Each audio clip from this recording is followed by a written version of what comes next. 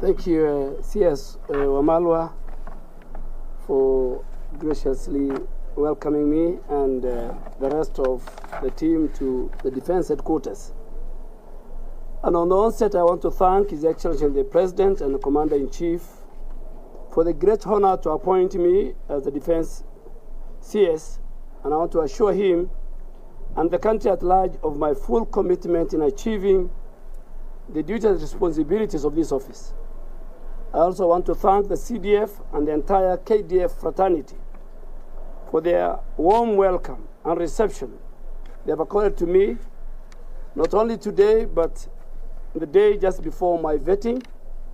And I am sure with their good contribution, I did very well on my vetting day. I wish to state it that I will always consult and get the wise counsel from the top leadership of KDF on handling key issues related to my mandate, and I expect a smooth working relationship during my tenure as a CS. I also want to thank the outgoing CS of Defense, my brother Eugee Wamalwa, for his wise counsel before and this morning, as well as his dedication and commitment in serving this country before me, like many, many other ministers. In accordance with Article 231, Sabbatical 3A, B, and C, we shall defend and protect our sovereignty and territorial integrity of our country. We shall assist and cooperate with other authorities in situation of emergency and disaster, of what our KDF is doing during this time of the drought. And we shall deploy troops to restore peace and order in any part of the country affected by unrest or instability, and more fundamentally, with the approval of the National Assembly. During my period of work and service as the CS Defense, I wish to highlight that the following will be my main focus of areas. One, my commitment towards continuous KDF modernization and force readiness that guarantees the territorial integrity of our borders from external threats and challenges. And as a CS Defense, I believe our forces who are involved in military operations within our country and in peacekeeping missions must be equipped with the necessary and adequate fighting tools and materials to enable them achieve their mission effectively. Number two, I will participate with the leadership of KDF in the full implementation of our national security policy for the Republic of Kenya 2021-2030 in order to maintain our status as an anchor nation in this region. Three, to ensure that KDF maintains and sustains high levels of professionalism, loyalty, trust, integrity, discipline, and respect that will help us to project a positive image of the force at all times and our posture.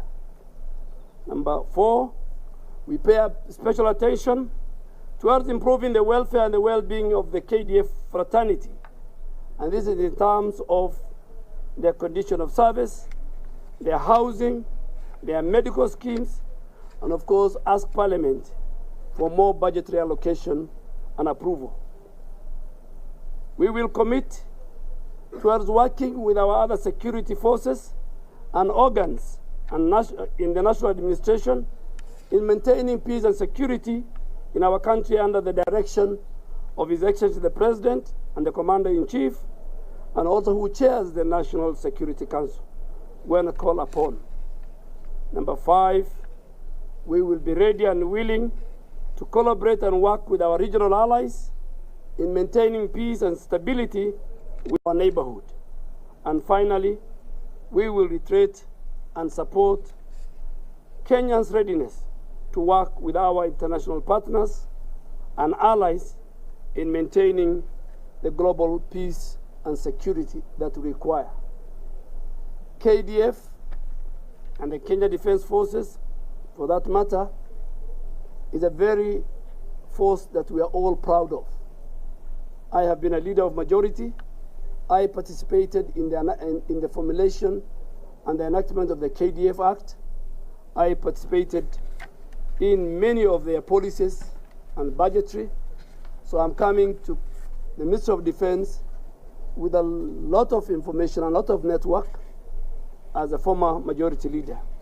And I want to ask everybody, both the civilian and our main forces, that we at all times work towards making Kenya Defense Forces better day by day.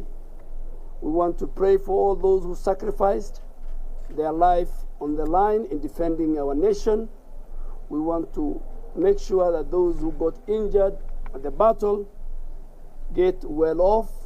We create more wellness centers, more rehabilitation centers, that even those who among us have challenges, KDF is part of it. We have already improved our health care within the forces, and now I think we will make sure that the National Treasury puts more resources in the modernization of our Kenyan forces and KDF in general.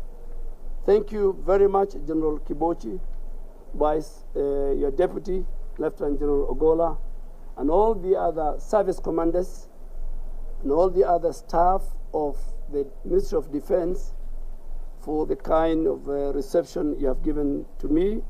Of course, I have said the Minister, the CAS, and the PS, and the rest of the civilian staff. I think we have an opportunity, and we must bring back the days when Kenya Defense Forces were everywhere globally, keeping peace, making families and communities better than they have found. With those many remarks, I want to thank everybody, and I am sure by the time, like my colleagues, like many others who left, time when I'm going to leave this door, then I will have a legacy to say that when I was at the Defense Headquarters and the Ministry of Defense, there was one or two things that I've contributed that has improved the face and the life and the stature and the posture of the Kenya Defense Force. Thank you very much. Thank you very much. Thank you so much. Thank you very much. Yes. Do they have any? Thank you so much. Yes, sir. I think maybe we